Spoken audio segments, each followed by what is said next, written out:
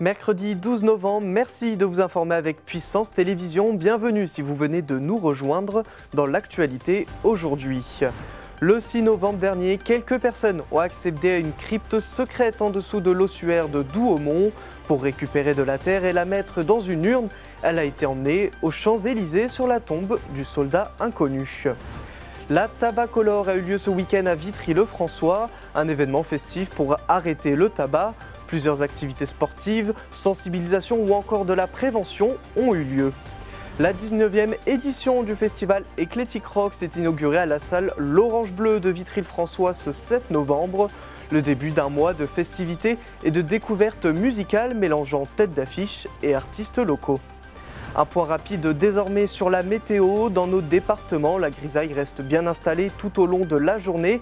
Quelques gouttes pourront encore se manifester localement, notamment vers Vitry-le-François, tandis que le ciel restera souvent chargé. Les températures conservent un caractère automnal avec environ 10 à 11 degrés cet après-midi. Mais tout d'abord, c'est une tragique découverte qui a été faite hier. Jean-François Olec, âgé de 59 ans et origine de la Meuse, avait disparu depuis le dimanche 2 novembre près de Saint-Dizier.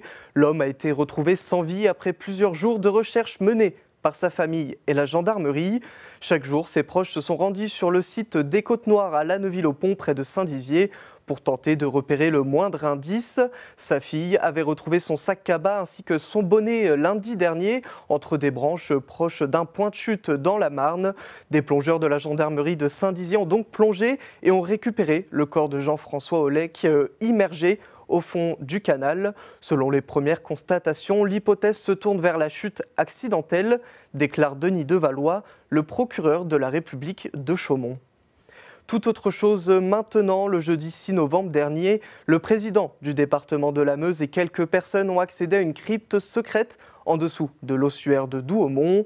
L'objectif, c'était de récupérer de la terre de la Première Guerre mondiale et de la mettre dans une urne. 15 autres sites ont également été sélectionnés et ces terres ont été mises sur la tombe du soldat inconnu lors des commémorations du 11 novembre. Regardez. Cette terre n'a jamais été foulée depuis la Première Guerre mondiale. Aujourd'hui, seuls quelques privilégiés accèdent à cette crypte pour remplir une urne. L'ossuaire, inauguré en 1932, la recouvre désormais. Ici, des centaines de milliers de soldats reposent. Prendre cette terre sacrée et la ramener là où repose le soldat inconnu qui a été choisi le 10 novembre 1920 à la citadelle de Verdun par Auguste Thym.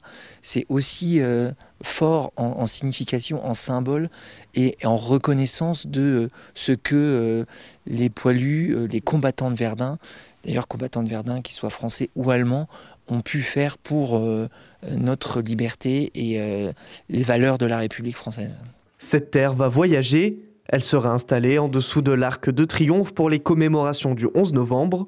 C'est la première fois qu'elle est prélevée depuis la fin de la Première Guerre mondiale. La terre, c'est une terre sacrée, puisque la terre est mélangée au sang et à la chair de tous ces hommes français et allemands qui sont morts et disparus sur le champ de bataille de Verdun.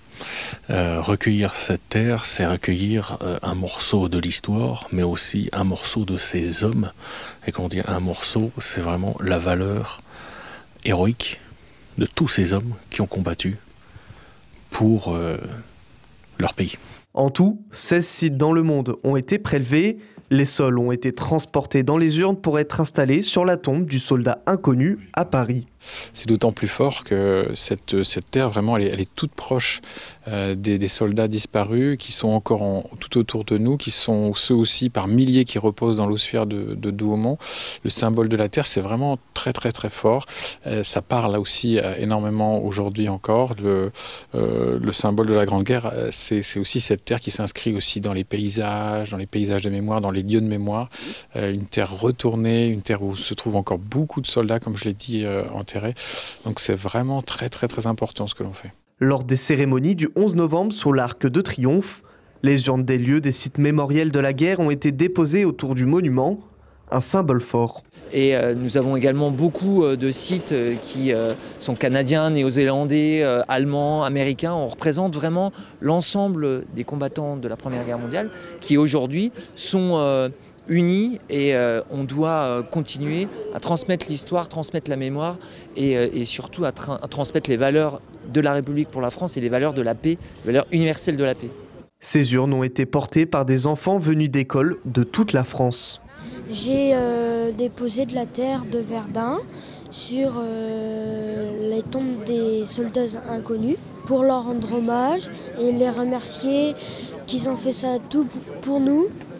Et puis c'est grâce à eux que maintenant la France elle est en liberté. Cette cérémonie était aussi l'occasion de commémorer le centenaire du Bleuet de France, une association qui perpétue l'héritage des anciens combattants. Novembre est marqué par le mois sans tabac. À cette occasion, l'association Addiction France et la ville de Vitry-le-François ont organisé pour la 4e édition la Tabacolore. C'est un événement festif qui permet de regrouper les personnes qui souhaitent en finir avec le tabac. Au programme, activités sportives, sensibilisation, prévention, ateliers graphes et prescription de substituts nicotiniques. Depuis 10 ans, le mois sans tabac a permis à 4 millions de Français d'arrêter de fumer. Un reportage de Janice Gallard. En novembre, on arrête ensemble. Un slogan partagé sur ce stand consacré au mois sans tabac. Il s'agit de la Tabacolore, un événement festif ancré dans le paysage événementiel marnais.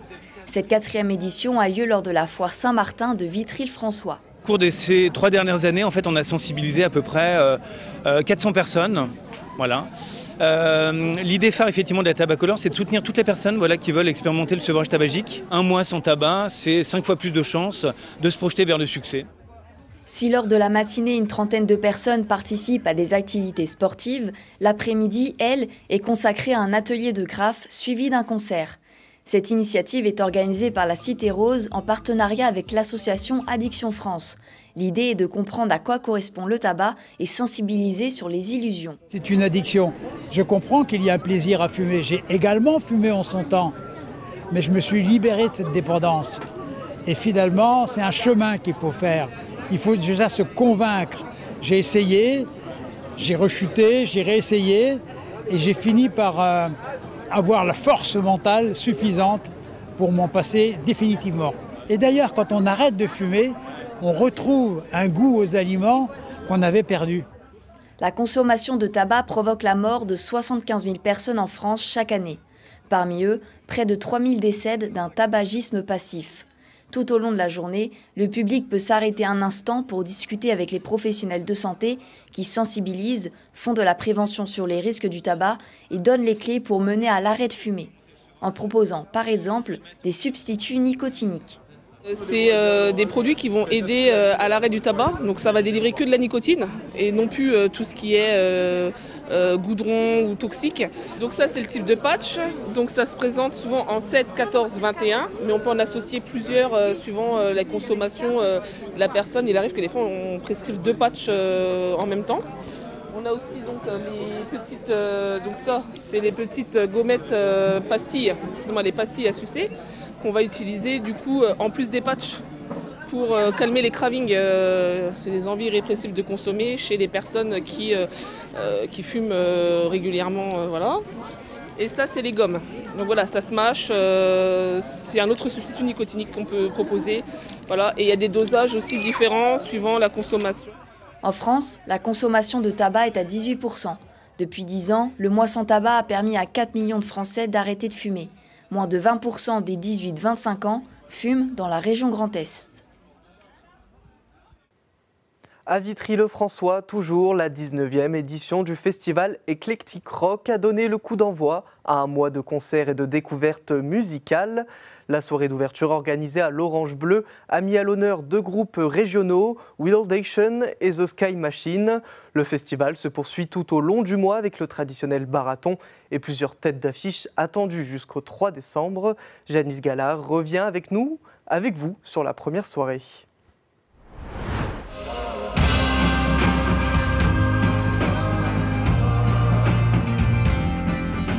Le son des guitares et des batteries résonne ce vendredi dans la salle L'Orange Bleu à Vitry-le-François. Une soirée d'inauguration pour le lancement de la 19e édition d'Eclectic Rock, un festival de musique actuelle organisé en partenariat avec Saint-Dizier et la Cité Rose. Cet événement mélange têtes d'affiche et artistes locaux émergents. Pour ce démarrage, c'est Wildation et The Sky Machine qui sont à l'honneur. C'est aussi des groupes régionaux, des groupes notamment de Saint-Dizier et avec des esthétiques différentes, du métal notamment.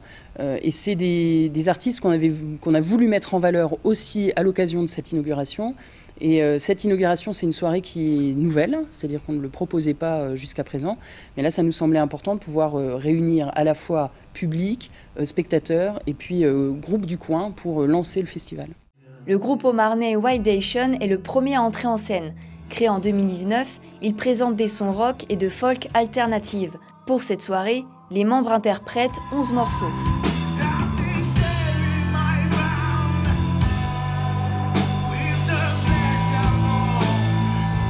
Nous, on n'est pas vraiment un groupe d'ambianceurs, on va dire, c'est plus de la musique d'écoute, même si on a quand même des parties rock qui sont assez énervées. Et ce genre de festival, ça permet aussi, comme des groupes émergents comme nous, de se faire découvrir.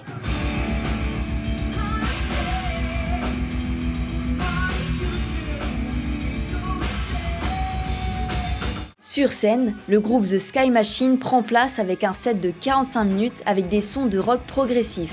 Mot d'ordre, plaisir et public. C'est chez nous, donc on est toujours heureux de venir chez nous, de jouer chez nous. C'est uniquement des compositions que nous avons créées nous-mêmes. Donc les paroles, les musiques, c'est entièrement de la composition. Ça va bouger ce soir, ça va être rock'n'roll.